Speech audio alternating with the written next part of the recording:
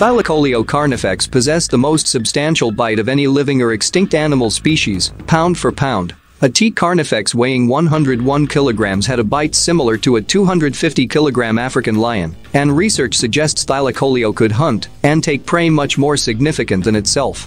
Diprotodon and gigantic kangaroos are two larger animals that were likely prey. Although it seems unlikely that Thylacoleo could achieve the same level of biting force as a modern-day lion, given the size of its brain and skull, this may have been conceivable. When opposed to herbivorous marsupials, carnivores have larger brains, limiting the amount of bone dedicated to improving bite force.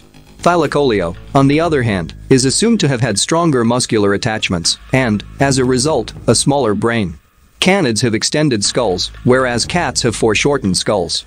The similarities between cat and Thylacoleo morphology show that, although being a marsupial, it was biologically more akin to cats and hence had a better capacity for bite strength than other species in its infraclass. It also featured powerful forelimbs with retractable, cat-like claws, which had never been seen in a marsupial before. Thylacoleo also has enormous, hooked claws on massive semi-opposable thumbs to catch and disembowel prey. The lengthy muscular tail reminded us of a kangaroo. Chevron tailbones allowed the animal to balance its back legs while allowing the front legs to be used for slashing and grasping. Thylacoleo may have climbed trees and carried carcasses to retain the kill for itself due to its strong forelimbs, retracting claws, and mighty jaws. Climbing abilities would have also assisted them in climbing out of caves, which might have served as dens for rearing their young. Some scientists believe Thylacoleo is the most specialized mammalian carnivore due to its distinctive predatory morphology. Thylacoleo featured vertical shearing carnassial cheek teeth much more significant than those found in any other mammalian carnivore. Thylacoleo is defined by the prominent growth of upper and lower third premolars, which functioned as extreme carnassials with a comparable reduction in the molar tooth row, and is definitely derived from Diprotodontian lineage due to its incisor morphology. They also had canines, but they were stubby and not particularly sharp, so they did not serve much of a use. Thylacoleo stood 75 centimeters tall at the shoulder and measured around 150 centimeters from head to tail.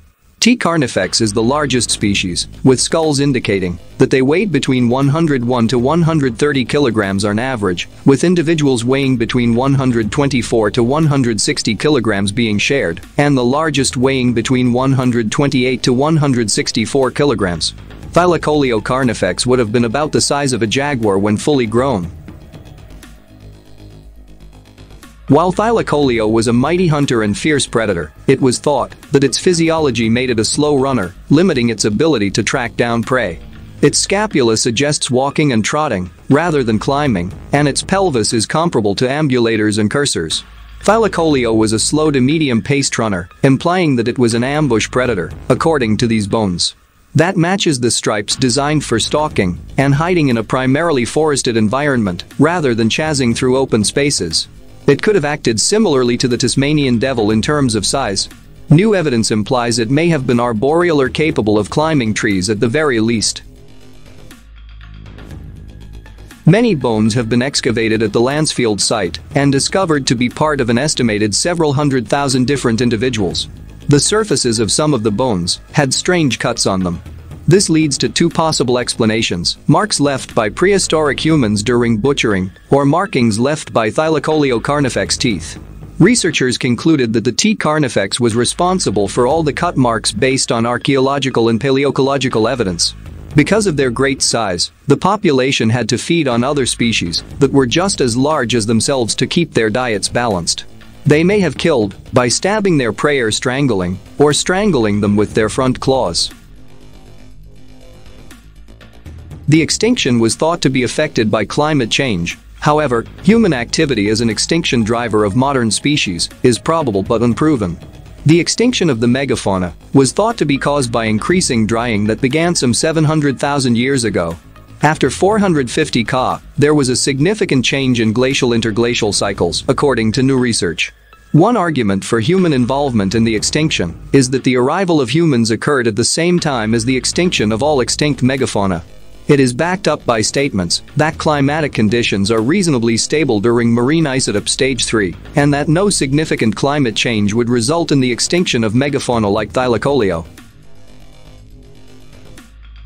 Despite being thought to have died out as a result of climate change, some experts now believe Thylacoleo was wiped off by people altering the ecosystem with fire and hunting its prey. They discovered that Sporormiella spores, which grow in herbivore dung, virtually vanished around 41,000 years ago, when no known climate change was occurring. At the same time, fires became more common, as evidenced by a sharp increase in charcoal fragments. Humans, who arrived in Australia at this time, appear to have hunted the megafauna to extinction.